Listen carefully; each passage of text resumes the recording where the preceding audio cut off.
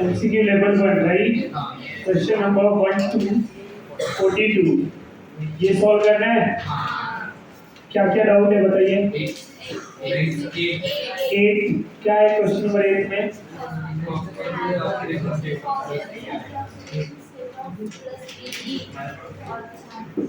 अच्छा नेम दिया हुआ राइट, वहाँ पे नेम दिया। उस क्वेश्चन को ऐसे सॉल्व करेंगे तो आई थिंक बताता हूँ, हो जाएगा। S3PO एक होता है, एक होता है S3PO3, दूसरा होता है S3PO4, H4P2O5, H4P2O6, H4P2O7। इनका नेम क्या होगा? हो इनका नेम PHC। ये जो तीन वाले कंपाउंड है ऊपर के तीन, इनके नेमिंग में अस आएगा, इधर नेमिंग में क्या आएगा? ई। ताकि ऑप्शन दिया है इधर ध्यान देना। H का मतलब होता है हाइफो, क्या हो जाएगा? हाइफो। O का मतलब ऑर्थो एंड P का मतलब फाइव। अब क्या बोला है? +3 किससे होगा? ऑर्थो फॉस्फोरस एसिड, समझ में आ रहा है? या फॉस्फोरस एसिड भी बोलते हैं इसको फॉस्फोरिक एसिड बोलते हैं, समझ में आ रहा है? इसका नेम क्या होगा? Hypophosphorous acid. इसका name pyrophosphorous acid, hypophosphoric acid, pyrophosphoric है। एक मेटा भी दिया रहेगा ऑप्शन में, मेटाफॉस्फोरिक एसिड HPO3, समझ में आ रहा है? HPO3, समझ में आ रहा है? ये सारे नेम है। तो अब क्या बोला हुआ है कि कौन +3 में है? तो फॉस्फोरस एसिड दिया रहेगा Sp3। और क्या है वो? और कौन सा क्वेश्चन है? क्वेश्चन नंबर 9 भी है। 9 में क्या है क्वेश्चन? लिख दो। Which of the compound does manganese exhibit highest oxidation level? Manganese highest oxidation number जो होता है वो +7 होता है। क्या होता है? +7। अब आपको ढूंढना है कि मैग्नीज कौन से वाले कंपाउंड में +7 है। तो KMnO4 दिया रहेगा, समझ में आ रहा है? KMnO4 में मैग्नीज +7 आता है। कैसे? K2MnO4 में मैग्नीज जो हो जाएगा वो क्या हो जाएगा? +6, समझ में आ रहा है? KMnO4 में +7 और ऑप्शन में क्या कह दिया? MnO2 मैग्नीज क्या हो जाएगा? +4 और भी कुछ दिया है ऑप्शन में। Mn3O4 का ऑप्शन बताया था, क्या क्या आएगा पता है? समझ में आ रहा है? +2 एंड +3 मैग्नीज, यस। एवरेज क्या आएगा? 8/3 और इंडिविजुअल +2 एंड +3 आता है। समझ में आ रहा है आपको? तो इन दोनों में से कोई दिया रहेगा ऑप्शन। MnSO4 में मैग्नीज क्या हो जाएगा? अब ये सल्फेट क्या होता है? SO4 -2, तो Mn क्या हो जाएगा? +2, तो मैग्नीज +2, समझ में आ रहा है? तो बीच में इसे करेक्ट आंसर। अगर ये नहीं दिया है तो ये करेक्ट आंसर। और क्या है क्वेश्चन बोलो? Question number 6। उल्टा क्यों जा रहे हो? 6 में क्या डाउट है? क्या दिया रिएक्शन? रीड करो।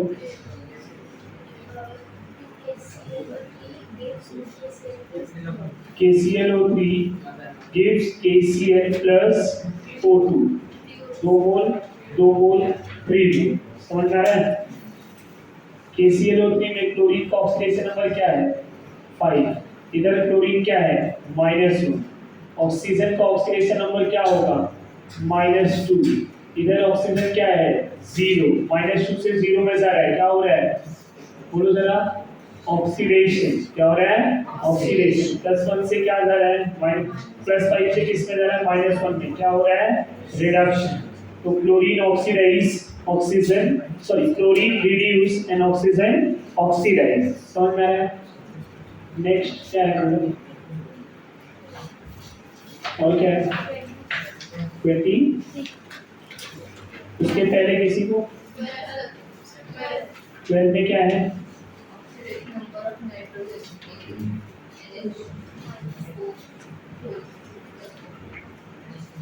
NH4 twice SO4, NH4 twice SO4। इसी तरह से MgSO4 की तरह से इसको भी स्प्लिट कर, इजी हो जाएगा। NH4 प्लस कितने, 2 मोल, इधर क्या मिलेगा SO4 -2। समझ में आ रहा है? अब हमने क्या पढ़ा हुआ है कि ऑक्सीडेशन नंबर उसके चार्ज के इक्वल होता है, तो NH4 इज इक्वल टू क्या हो जाएगा +1। नाइट्रोजन का ऑक्सीडेशन नंबर फाइंड आउट करना है, +4 इंटू हाइड्रोजन क्या होगा +1 इज इक्वल टू प्लस, इधर क्या आया +4, इधर जाएगा तो -4 + 1 क्या बचा -3, तो नाइट्रोजन इज -3। समझा? और कौन सा है, कौन सा क्वेश्चन है 13 में, पर क्लोरिक एसिड, पर क्लोरिक एसिड का फॉर्मूला क्या होगा। अच्छा, नेमिंग में पर अगर ऑक्सीडेशन नंबर के अकॉर्डिंग आ रहा है, तो जब भी ऑक्सीडेशन नंबर +7 होगा तो नेम में पर आएगा, क्या आएगा पर। तो पर क्लोरिक एसिड क्या होगा HClO4, क्या होगा HClO4, क्लोरीन क्या हो गया +7, इसमें आएगा +7। और क्या है बोलिए 23 में क्या है, 23 में क्या है बोलिए, ट्रांसफर ऑफ 5 इलेक्ट्रॉन, KMnO4 वाला रहेगा। इसको अभी के लिए होल्ड कर दीजिए, अभी जब बैलेंसिंग बताऊंगा तो बताऊंगा। और क्या है 5 आएगा आंसर KMnO4 से। और क्या है बोलो, और कौन सा क्वेश्चन है 30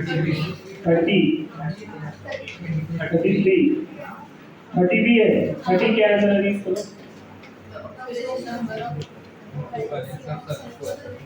एसिड ना, covalency of sulphur in acid.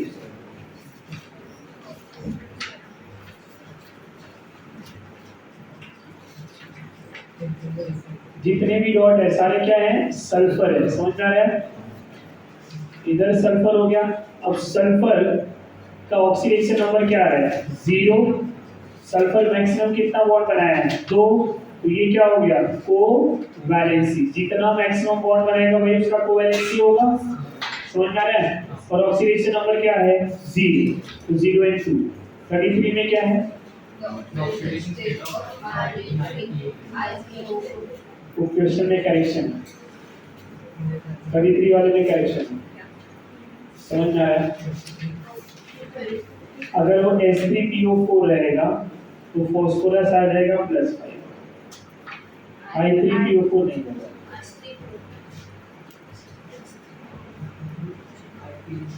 और क्या है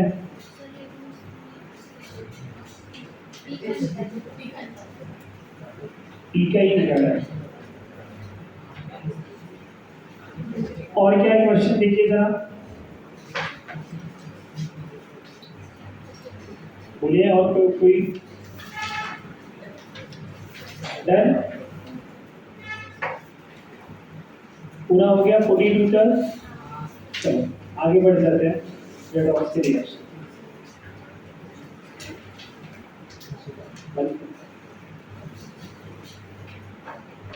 किसकी बात कर रहे हैं, टाइप्स ऑफ रेडॉक्स रिएक्शन। तो types of redox reaction, redox reaction कितने टाइप के हो सकते हैं, समझ में आ रहा है। तो types of redox reaction in which first type is a combination reaction. Combination reaction is also example of redox reaction. तो फर्स्ट जो रिएक्शन होगा रेडॉक्स का example that one is combination reaction, combination reaction. Second one is decomposition reaction, decomposition reaction, combination reaction and decomposition reaction. And the third one is displacement reaction.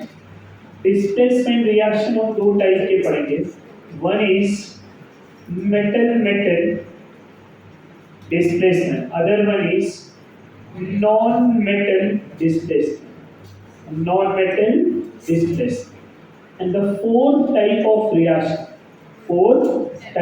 reaction is disproportionation.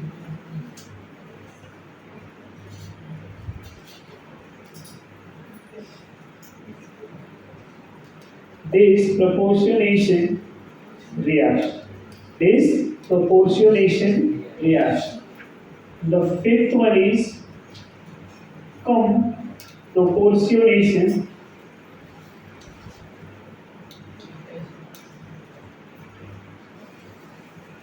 Comproportionation reaction. Disproportionation and comproportionation. And the sixth one is intermolecular redox reaction. Intermolecular redox reaction. The seventh one is intramolecular redox reaction. तो ये total 7 type पढ़ने वाले हैं, समझ में आ रहा है? 7 टाइप में first combination, second decomposition, third one is displacement. Displacement में 2 पढ़ने वाले हैं, मेटल एंड नॉन मेटल.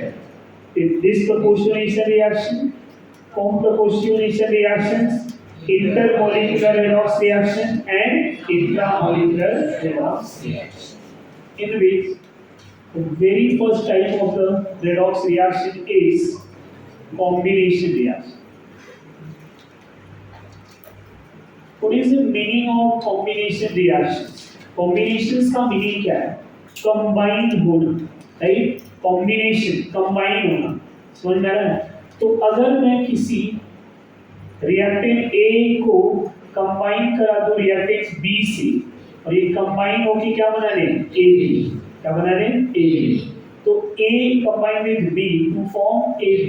तो it is the example of combination reaction. For example, जैसे ये बैच को मैं दूसरे वाले बैच से क्या कर दूं?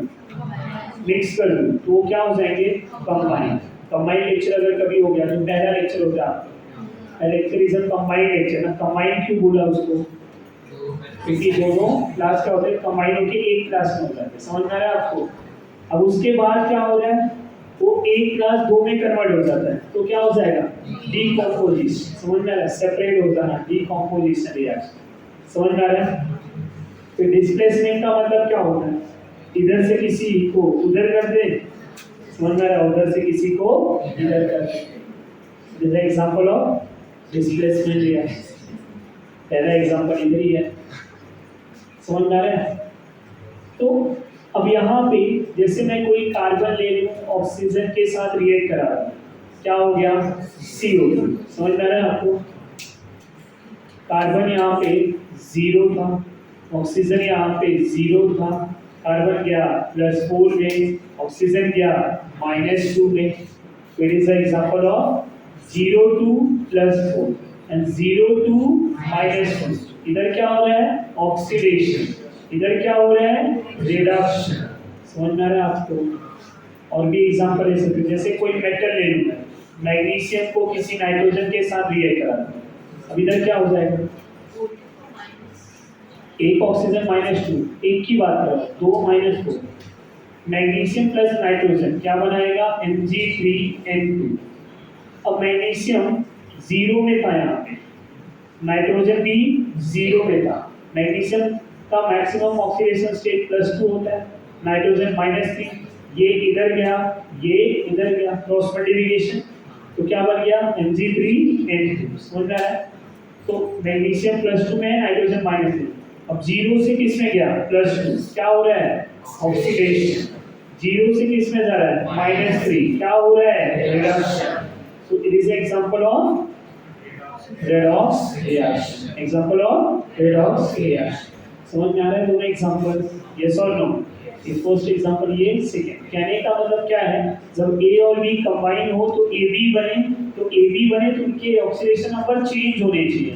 वो एग्जांपल रेडॉक्स का होना चाहिए. समझ में आ रहा है आपको? जैसे थर्ड एग्जांपल है, लिथियम मेटल को नाइट्रोजन के साथ रिएक्ट करा दो, तो ये क्या बनाएगा? Li3N बना देगा. लिथियम यहाँ पे क्या है? 0, नाइट्रोजन 0, लिथियम किस में जा रहा है? +1. नाइट्रोजन किस में जा रहा है? अब 3 लिथियम है, +3 हो जाएगा, तो ये क्या हो जाएगा? -3। कैसे +3 हो गया? 1 लिथियम +1, तो 0 से +1 क्या हुआ? ऑक्सीडेशन। और यहाँ 0 से -3 क्या हुआ? It is example of redox. नहीं समझा? तो ये कॉम्बिनेशन रिएक्शन का second one is decomposition reaction. Decomposition reaction क्या होता है? जब कोई मॉलिक्यूल जैसे AB हो जाए, उसको डिकम्पोज कर दूं मैं, तो मॉलिक्यूल्स 2 और 4 रिएक्टर में कन्वर्ट हो जाए। तो यहाँ पे AB कन्वर्ट हो गया A प्लस B में, तो ये क्या हो गया? It is example of decomposition. Example of decomposition reaction. समझ में आया? तो डीकंपोजिशन कब होगा? जब एक मॉलिक्यूल 2 पार्ट में चले जाए। अब यहाँ एग्जांपल एक आपने अभी जस्ट पढ़ा हुआ था, बताओ कौन सा? KClO3, इसको हीट कर दिया था, इसके 2 मोल लिए थे, क्या मिला था?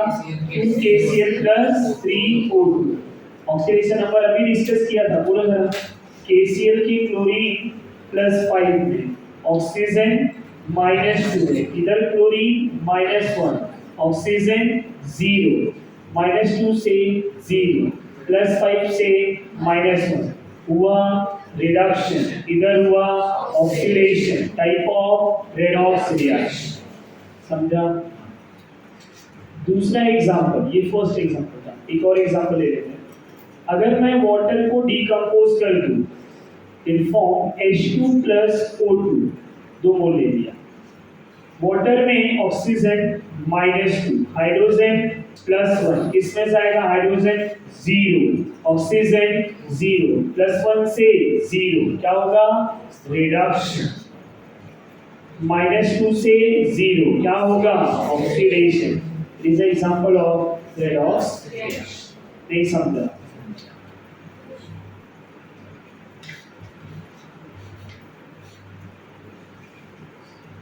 थर्ड वन इज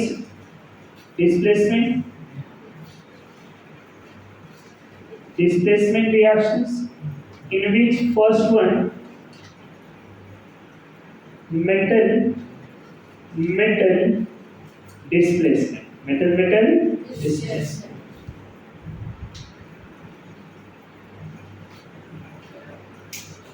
जब हम कॉपर सल्फेट को जिंक मेटल के साथ रिएक्ट कराते हैं, तो क्या बन जाएगा?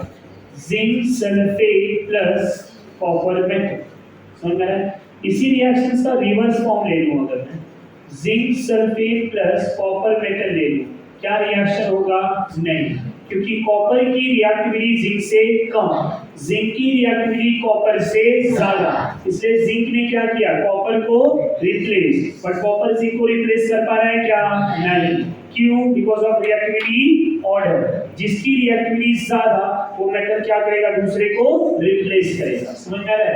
अब रिएक्टिविटी ऑर्डर की बात करूं तो मैं यहीं पे बता दे रहा हूं, ध्यान रखिए। मेटल की रिएक्टिविटी ऑर्डर की बात कर रहा हूं। ली, PCS, मैंस, इंटेल, H छापा।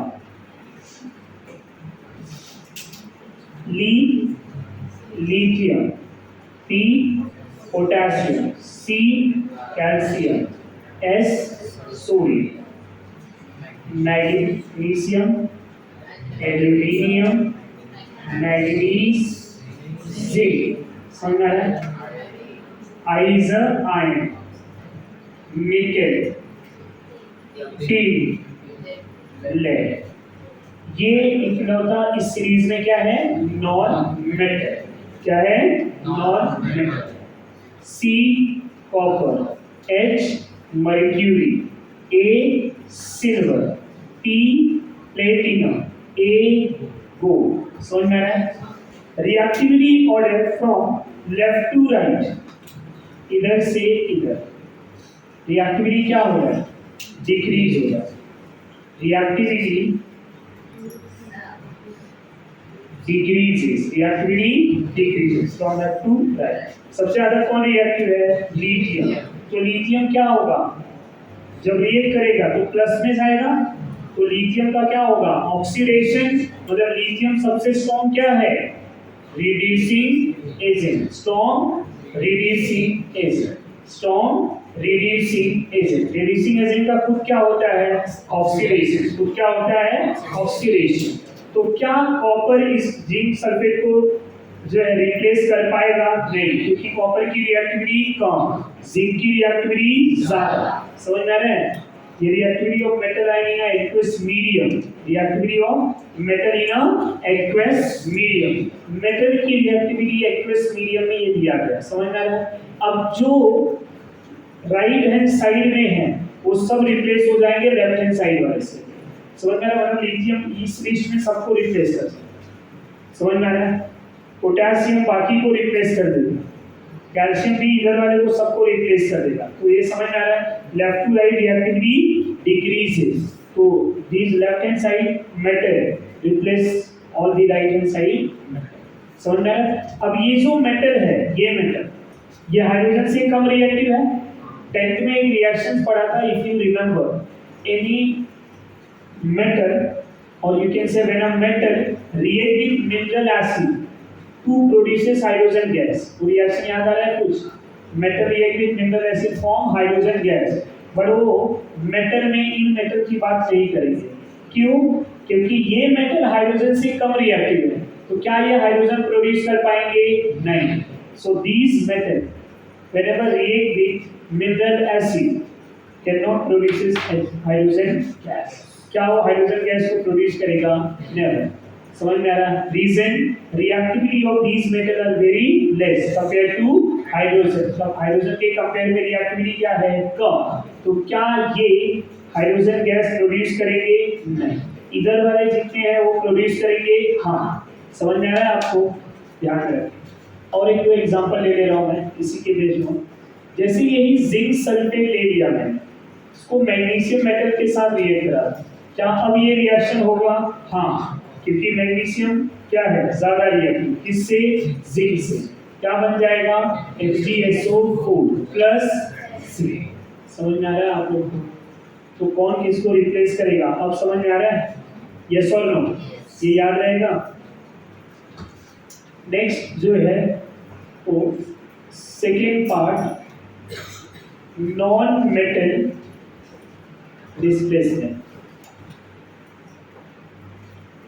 Non metal displacement. अब नॉन मेटल डिस्प्लेसमेंट मतलब किसी भी नॉन मेटल को हमें क्या करना है? डिस्प्लेस करना है। तो यहाँ पे जैसे कि किसी एसिड को किसी मेटल के साथ रिएक्ट करा, जब HCl से रिएक्ट करेगा पोटेशियम तो क्या बना लेगा? KCl। तो क्या रिप्लेस होगा? हाइड्रोजन। हाइड्रोजन क्या है? Non metal. समझ में आ रहा है? अब यहाँ क्या करना पड़ेगा? 2 गुण। इस तरह से हाइड्रोजन रिप्लेस हो रहा है, तो ये भी नॉन मेटल का एग्जांपल है। हम यहाँ पे कोई सोडियम HCl ये सब ले लें, वाटर के साथ रिएक्ट करा दें, क्या बन जाएगा? NaOH plus hydrogen gas. इसको भी बैलेंस कर सकते हैं। समझ में आ रहा है आपको? अगर मैं नॉन मेटल में हाइड्रोजन की बात करूं तो NaCl ले लूंगा, फ्लोरीन के साथ रिएक्ट करा, ये क्या बना देगा? NaF plus Cl। अब यहाँ क्लोरीन क्या हो रहा है? Chlorine replace by fluorine, chlorine replace by fluorine. उसका रीजन क्या है? बिकॉज रिएक्टिविटी ऑफ फ्लोरीन, अगर मैं रिएक्टिविटी की बात करूं तो reactivity of fluorine is more than fluorine, fluorine is more than bromine, bromine is more than iodine. तो फ्लोरीन क्या करेगा? फ्लोरीन, ब्रोमीन, आयोडीन तीनों को रिप्लेस कर सकता है क्योंकि इसकी रिएक्टिविटी ज्यादा है, बट फ्लोरीन क्या करेगा? खाली ब्रोमीन और आयोडीन को रिप्लेस करेगा। ब्रोमीन किसको रिप्लेस करेगा? आयोडीन को। आयोडीन किसको रिप्लेस करेगा? किसी को नहीं समझा। और जब ये फ्लोरीन इसको रिप्लेस किया है तो फ्लोरीन 0 से किस में गया है? -1 में। मतलब इसका क्या हुआ? रिडक्शन। इसका रिडक्शन हुआ मतलब ये क्या बिहेव करेगा? Oxidising agent. क्या बिहेव करेगा? Oxidising agent. तो strong oxidising agent, strong oxidising agent. नहीं समझा? लिथियम जब किसी मेटल के साथ रिएक्ट करेगा तो लिथियम मेटल से वो लिथियम आयन बनाएगा, तो ये क्या होगा? ऑक्सीडाइज। और जो ऑक्सीडाइज होगा वो क्या बिहेव करता है? Reducing agent. जो रिड्यूस होगा वो क्या बिहेव करेगा? Oxidising agent. तो यहाँ इसका रिडक्शन, तो it act as a oxidizing agent. तो इनमें ये बहुत स्ट्रॉन्ग ऑक्सीडाइजिंग एजेंट भी है। समझ में आ रहा है आपको? इसी रिएक्शंस को आयंस के फॉर्म में भी लिख सकते हैं। आयंस मतलब समझते हो? NaF में आयंस क्या होगा? Cl-, फिर F2 क्या मिलेगा? F-Cl2। इसी रिएक्शंस को आयंस के फॉर्म में भी लिख सकते हैं। Cl- whenever react with fluorine it give F- plus fluorine। Reactions को बैलेंस करना है इस तरह से। समझ में आ रहा है? इसी प्रकार से अगर मैं Br- ले लूं, Cl2 से रिएक्ट करा दूं, तो क्या मिलेगा? Cl- plus Br2। यहीं पे मैं I- ले लूं, Br2 से रिएक्ट करा दूं, क्या मिलेगा? Br- plus I। आप समझ पा रहे हैं या नहीं? ये समझ में आ रहा है? तो ये कौन सी रिएक्शन है? ये नॉन मेटल डिस्प्लेसमेंट है। क्या है? Non metal displacement. यहाँ पे अभी तक हमने 3 रिएक्शंस पढ़े हैं। कौन कौन सी 3? कॉम्बिनेशन रिएक्शन, समझ में आया? दूसरा डिकम्पोजिशन रिएक्शन, तीसरा डिस्प्लेसमेंट रिएक्शन। कॉम्बिनेशन में क्या किया है? 2 रिएक्टेंट को कंबाइन करके एक प्रोडक्ट बनाया। डिकम्पोजिशन में क्या किया? उसको ब्रेक करके एक ही मॉलिक्यूल को 2 पार्ट में कर दिया है। और डिस्प्लेसमेंट में क्या किया है कि एक को दूसरे से रिप्लेस किया हुआ है। कौन किसको रिप्लेस करेगा ये बताता है रिएक्टिविटी ऑर्डर। कौन बताता है? Reactivity order. समझ में आ रहा है? 2 स्टूडेंट है, कौन टॉप मारेगा, अब उसके ऊपर क्या डिसाइड होगा, वो कैसा पढ़ रहा है। समझ में आ रहा है? उसका पढ़ने का कैसा नेचर है। सेम यहाँ पे भी है, मेटल की क्या रिएक्टिविटी ऑर्डर है। बिना रिएक्टिविटी ऑर्डर का हम यहाँ पे बता सकते हैं कौन किसको रिप्लेस कर देगा। समझ में आ रहा है? ये पता होना जरूरी है। नहीं समझा? ये तभी हम बता सकते हैं कौन किसको रिप्लेस करेगा जब हमें ये पता है। तो ये याद हो जाएगा अपने को। क्या मैग्नीशियम जो है सोडियम सल्फेट को रिप्लेस कर पाएगा? नहीं। बट मैग्नीशियम सल्फेट को सोडियम रिप्लेस कर पाएगा? हाँ। ये कैसे पता? यहाँ रिएक्टिविटी। क्या फ्लोराइड माइनस आयन को फ्लोरीन रिप्लेस कर पाएगा? नहीं, क्योंकि fluorine is a more reactive, तो फ्लोरीन उसको रिप्लेस नहीं कर पाएगा। बट फ्लोरीन इन सब को रिप्लेस करेगा। यानी मैं पॉइंट आप समझ पा रहे हो? कौन किसको रिप्लेस करेगा उसके लिए हमें क्या जानना चाहिए? Reactivity order. Which one is a more reactive and which one is a less reactive. Iodine least reactive है यहाँ पे, तो क्या आयोडीन किसी को रिप्लेस करेगा? नहीं। बट फ्लोरीन मोर रिएक्टिव है, क्या ये रिप्लेस करेगा? हाँ। And the fourth part is disproportionation reaction। disproportionation इसका मीनिंग क्या है? disproportionation reaction मतलब properties of self oxidation and reduction. खुद का ऑक्सीडेशन भी हो और खुद ही का रिडक्शन भी हो। जब किसी रिएक्शन में सेम एलिमेंट का ऑक्सीडेशन एंड रिडक्शन दोनों हो जाए, ऑक्सीडेशन एंड रिडक्शन दोनों हो जाए, ऐसे टाइप के एलिमेंट को क्या बोला जाएगा? ऐसे टाइप के रिएक्शंस को क्या बोला जाएगा? Disproportionation reaction. क्या बोला जाएगा? Disproportionation reaction. तो यहाँ पे लिखेंगे properties of self oxidation and reduction. Properties of self oxidation and reduction. जब किसी रिएक्शन में सेम एलिमेंट का ऑक्सीडेशन भी हो रिडक्शन भी हो। समझ में आ रहा है? H2O2 जब डिकम्पोज होके वाटर एंड O2 बनाता है, पेरोक्साइड बोला है। H2O2 मतलब हाइड्रोजन पेरोक्साइड। पेरोक्साइड में ऑक्सीजन का ऑक्सीडेशन नंबर क्या होता है? -1। कितना होता है? हमने क्या पढ़ा है, ऑक्सीजन -1 कब, जब पेरोक्साइड होगा तब।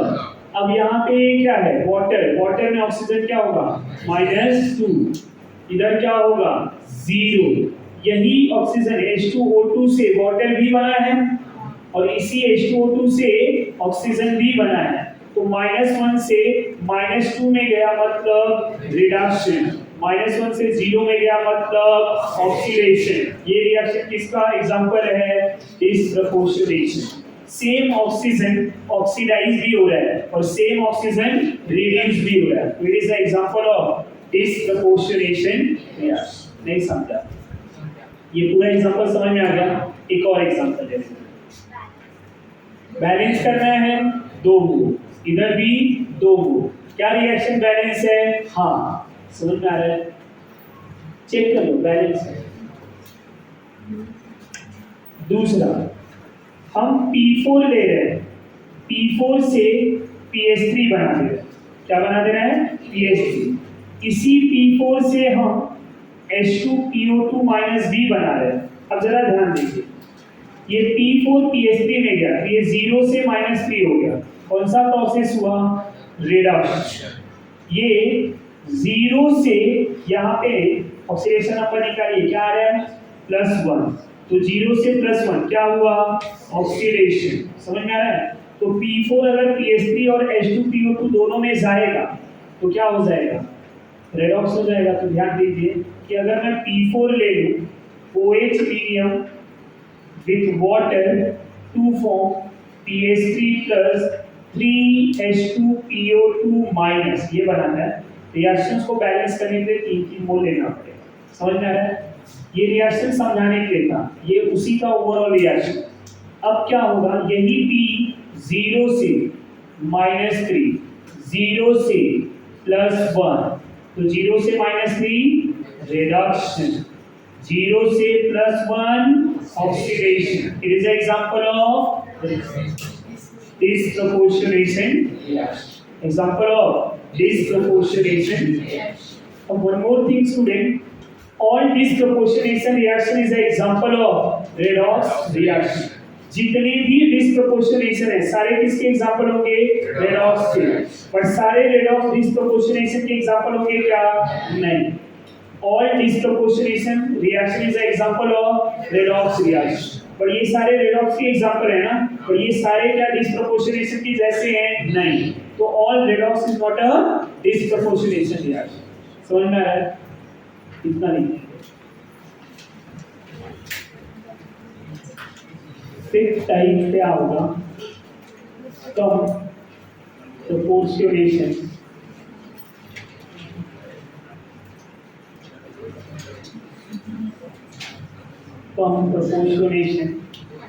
reaction. It is a reverse of disproportionation reaction. ये किसका रिवर्स है, disproportionation reaction, जिसमें क्या हो रहा था, disproportionation में वही मॉलिक्यूल ऑक्सीडाइज भी हो रहा है और रिड्यूस भी हो रहा है। यहाँ क्या होगा, दो आयंस किसमें कन्वर्ट हो रहे हैं, एक ही मॉलिक्यूल में कन्वर्ट हो रहे हैं। Two different ions converted into same molecule. समझ में आ रहा है, फॉर एग्जांपल ये टोटली रिवर्स है डिस्प्रोपोर्शनेशन का। डिस्प्रोपोर्शनेशन समझा तो उसका उल्टा कर देने का। अब यहाँ पे अगर मैं एक एग्जांपल ले लूँ, Br minus converted into Br, balancing नहीं कर रहा हूँ अभी, खाली रिएक्शन बता रहा हूँ। बैलेंसिंग करना होगा तो क्या करना पड़ेगा, अपने को पूरा यहाँ पे नंबर लेना पड़ेगा। समझ में आ रहा है। अब यहाँ पे क्या ले लूँ मैं, फिर से BrO3 minus converted into Br। समझ में आ रहा है। अब यहाँ पे दिखने में तो लग रहा है दोनों एक ही जैसे, यहाँ ब्रोमीन का ऑक्सीडेशन नंबर -1 है, यहाँ ब्रोमीन का ऑक्सीडेशन नंबर क्या है, +5। ये किस में जा रहा है, 0 में, ये किस में जा रहा है, +5 से 0, और ये क्या हो रहा है, -1 से 0। ये क्या हो रहा है, ये क्या हो रहा है, समझ में आ रहा है, नहीं समझा तो ये उसका रिवर्स हो रहा है या नहीं हो रहा है, देखिए जरा। तो अब इसी का बैलेंस फॉर्म लिखे हम कम प्रोपोर्शनेशन का, तो क्या होगा, Br minus plus BrO3 minus gives BrO। 3 oxygen है तो बैलेंस करने के लिए वाटर लेना पड़ेगा। अब वाटर लिया तो हाइड्रोजन आएगा 6H+। कितना H+? 6। ये चार्ज भी बैलेंस हो गया। कैसे? बट अभी भी चार्ज बैलेंस करने के लिए 6+ है, तो यहाँ -1 इसको 5 ले लो तो 5 and 1 6, 6 - 6 + 0, इधर भी 0। राइट हैंड साइड कोई चार्ज है नहीं, लेफ्ट हैंड साइड कितना चार्ज है? अभी 0 हो गया। तो इधर अगर 5 और ये 1 6, तो क्या लेना पड़ेगा? 3। क्या ये रिएक्शन बैलेंस है? हाँ, चेक करो जरा। अब इसमें क्या हो रहा है? Br-1 Br + 5 converted into Br0। -1 से 0 + 5 से 0। समझ आ रहा है आपको? ये रिएक्शन समझा? What is the term proportion reaction? It is the reverse of disproportionation reaction. The sixth one is intermolecular redox reaction. Intermolecular redox reaction. अब इंटरमोलिकुलर रेडॉक्स रिएक्शन क्या होता है स्टूडेंट? इंटरमोलिकुलर रेडॉक्स रिएक्शंस की अगर मैं बात करूं तो होता क्या है कि PbCl2 ले लिया, ये PbCl4 में चला गया। ये एक मॉलिक्यूल है जहां पे ये क्या हो रहा है? ऑक्सीडाइज। क्या हो रहा है? ऑक्सीडाइज। फिर FeCl3 ले लिया, किसमें कन्वर्ट हो गया? FeCl2 में। ये क्या हो रहा है? रिड्यूस। क्या हो रहा है? रिड्यूस। इनके ओवरऑल रिएक्शंस की बात करें तो क्या होगा? PbCl2 plus FeCl3 converted into PbCl4 plus FeCl। Balance करना है तो 2 मोल Fe का ले लेंगे, रिएक्शन बैलेंस। अब यहाँ पे ध्यान दीजिए, ये Pb जो है +2 से +4 में चला गया। क्या हो गया? ऑक्सीडेशन। Fe जो है +3 से Fe+2 में चला गया। क्या हो गया? रिडक्शन। समझ में आ रहा है? तो यहाँ इस मॉलिक्यूल Pb के मॉलिक्यूल में क्या हो रहा है? ऑक्सीडेशन। Fe के मॉलिक्यूल में क्या हो रहा है? रिडक्शन। 2 डिफरेंट मॉलिक्यूल में ऑक्सीडेशन रिडक्शन हो रहा है, जिसको क्या बोल देंगे? इंटरमॉलिक्यूलर। समझ में आ रहा है? 2 डिफरेंट मॉलिक्यूल में क्या हो रहा है? Oxidation and reduction. Separately oxidation हो रहा है और सेपरेटली क्या हो रहा है? रिडक्शन। ऐसे टाइप की रिएक्शंस को क्या बोलेंगे? Intermolecular redox reaction. तो इंट्रा में क्या होगा? सेम मॉलिक्यूल में ऑक्सीडेशन भी होगा और रिडक्शन भी होगा। सेम मॉलिक्यूल में ऑक्सीडेशन भी होगा और रिडक्शन भी होगा। So intramolecular redox reaction। Intramolecular redox reaction. Intramolecule same molecule, intramolecule मतलब सेम मॉलिक्यूल। अब सेम मॉलिक्यूल में ऑक्सीडेशन भी हो और रिडक्शन भी हो। ऐसा एग्जांपल लिया था आपने, KCl + O2 2 मोल। समझ में आ रहा है? अब यहाँ क्लोरीन क्या हो रहा है? +5 में है, यहाँ क्लोरीन -1, ऑक्सीजन -2, इधर जा रहा है 0। नहीं समझा? तो अब यही एक ही मॉलिक्यूल है, KCl और P एक ही मॉलिक्यूल है। इसी मॉलिक्यूल से ऑक्सीडेशन भी हो रहा है और इसी मॉलिक्यूल से रिडक्शन भी हो रहा है। तो इस पर्टिकुलर रिएक्शन को क्या बोलेंगे? Intramolecular redox reaction. यहाँ 2 मॉलिक्यूल है, 2 अलग-अलग मॉलिक्यूल में ऑक्सीडेशन एंड रिडक्शन हो रहा है। यहाँ उसी मॉलिक्यूल का ऑक्सीडेशन एंड रिडक्शन हो रहा है, तो इसको क्या बोल दिए? इंट्रा। इसको क्या बोल दिए? इंटर। समझ में आ रहा है? आया ना?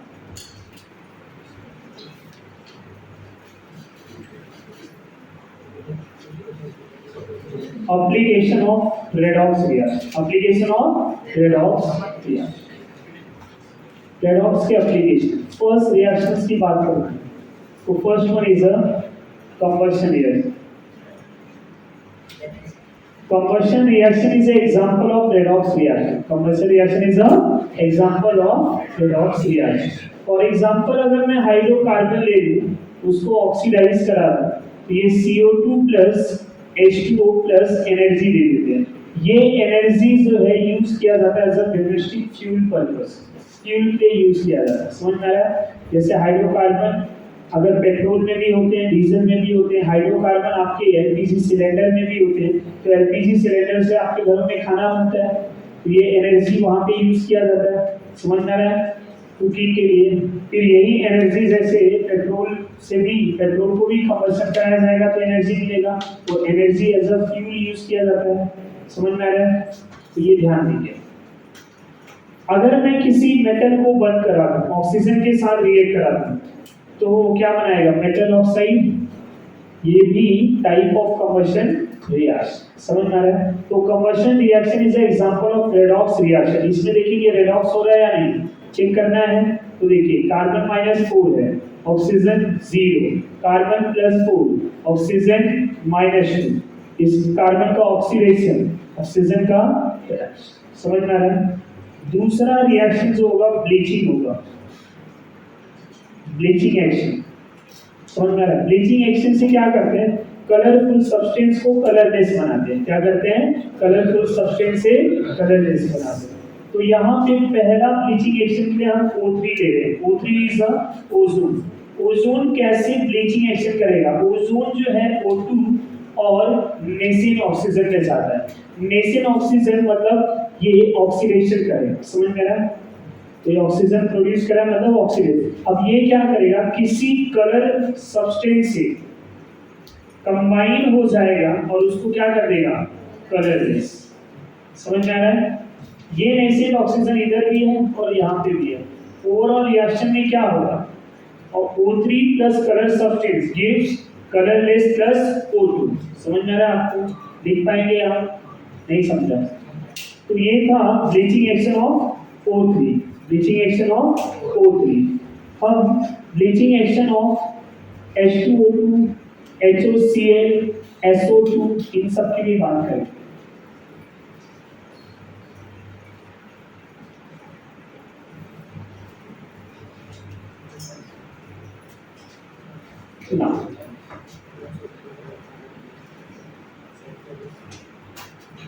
Second H2O2, hydrogen peroxide. Hydrogen peroxide को भी जब हम रिएक्ट कराएंगे वाटर प्लस नेसेंट ऑक्सीजन देगा, ये भी एक्शन इसी ओजोन के जैसा होगा या नहीं? क्या हो जाएगा? Colour substance combined with oxygen gives colorless। Overall reaction में क्या होगा? ये कैंसिल हो जाएगा, लिख लेंगे हम, आया ना? तीसरा HOCl hypochloride, HOCl hypochloride. Hypochloride भी आपका ब्लीचिंग एक्शन शो करता है। कैसे? HCl प्लस नेसेंट ऑक्सीजन, वही colourless substance gives plus oxygen gives colourless. ये भी लिख पाएंगे हम। फोर्थ एप्लीकेशन हम SO2 sulphur dioxide. Sulphur dioxide को जब 2 मोल वाटर लेते हैं तो ये सल्फ्यूरिक एसिड बना देता है और नेसेन हाइड्रोजन। ये नेसेन हाइड्रोजन भी आपका कलरफुल सब्सटेंस के साथ कलरलेस में कन्वर्ट हो। बट ये जो ब्लीचिंग एक्शन हो रहा है ये रिड्यूसिंग ब्लीचिंग एक्शन होगा क्योंकि हाइड्रोजन लेकर है, ये ऑक्सीडाइजिंग ब्लीचिंग एक्शन होगा। समझ में आ रहा है? हमारा एनवायरनमेंट ऑक्सीडाइज सिस्टम है, ऑक्सीजन एनवायरनमेंट में, राइट? तो ये सारे ज्यादा सुटेबल वाले हैं, ये सुटेबल नहीं है। तो होगा क्या? कलर सब्सटेंस हाइड्रोजन ले लूं मैं, क्या हो जाएगा? कलरलेस। समझ पा रहे हैं आप लोग? ये कैंसिल कर देंगे। यहाँ तक कोई डाउट ना? The third application is third application होगा आपका metallurgy. Metallurgy process extraction of metal, extraction of metal. समझ में आ रहा है? थर्ड प्रोसेस क्या है? मेटलर्जी प्रोसेस में हम रेडॉक्स को यूज करते हैं जहां से हम मेटल को सेपरेट करते हैं। तो एक एग्जांपल इनका भी ले रहे हैं कि जिंक जो है वो जिंक सल्फाइड ore में पाया जाता है, जिंक ब्लेंड। जब इसको ऑक्सीजन से रिएक्ट कराया जाएगा वो जिंक ऑक्साइड प्लस SO2 बना देगा। समझ में आ रहा है?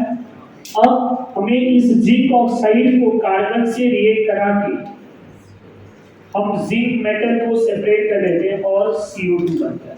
रिएक्शन को बैलेंस कर सकते हैं। समझ में आ रहा है? इस पूरे प्रोसेस में फर्स्ट स्टेप में क्या हो रहा है? ऑक्सीडेशन। समझ में आ रहा है? सेकेंड स्टेप में क्या हो रहा है? रिडक्शन। फर्स्ट स्टेप में addition of oxygen is oxidation.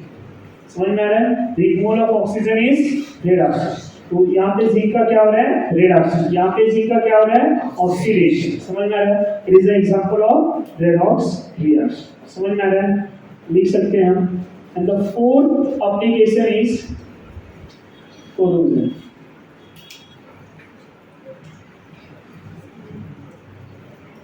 समझ में आ रहा है? कोरोजन।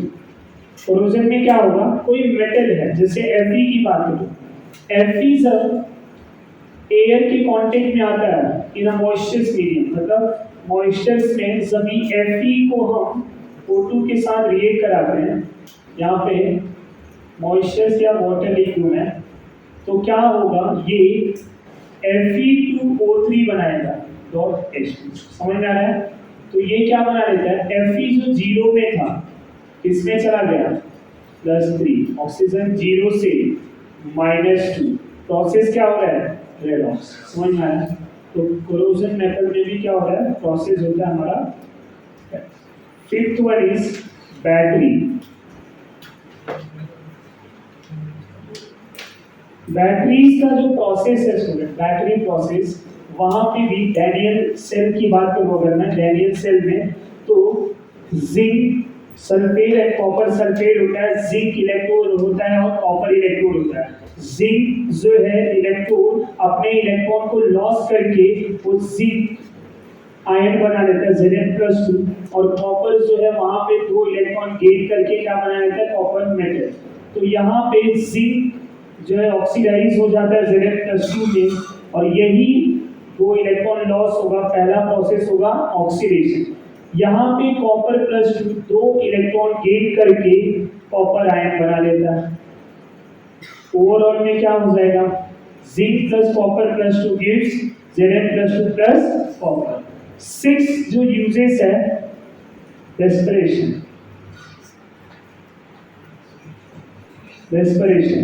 रेस्पिरेशन सिस्टम जो होता है, रेस्पिरेटरी सिस्टम, जब हम ऑक्सीजन एनवायरनमेंट से लेते हैं, बॉडी के ग्लूकोज के कांटेक्ट में आके ऑक्सीजन उस ग्लूकोज को ब्रेक करता है। ग्लूकोज का फॉर्मूला C6H12O6, जहां कार्बन का ऑक्सीडेशन नंबर 0 ऑक्सीजन के कांटेक्ट में आएगा तो ये ऑक्सीजन भी 0 है, ये CO2 बना लेता है, वाटर बना लेता है, प्लस एनर्जी देता है। समझ में आ रहा है? वो एनर्जी हम यूज करते हैं। अब ये कार्बन 0 से, कार्बन किस में गया? +4, ऑक्सीजन 0 से ऑक्सीजन किस में जा रहा है? -2, तो प्रोसेस क्या हुआ? रेडॉक्स। तो ये जो रेस्पिरेटरी सिस्टम है, ये हमारा कौन से प्रोसेस पे वर्क करता है? ये redox reaction. So all these are application of redox reactions. तो एप्लीकेशन पार्ट भी आपके पूरे कंप्लीट हो गए। After that will discuss balancing of redox reaction. इसके बाद हम जो है बैलेंसिंग ऑफ रेडॉक्स रिएक्शंस की बात करेंगे। इतना मतलब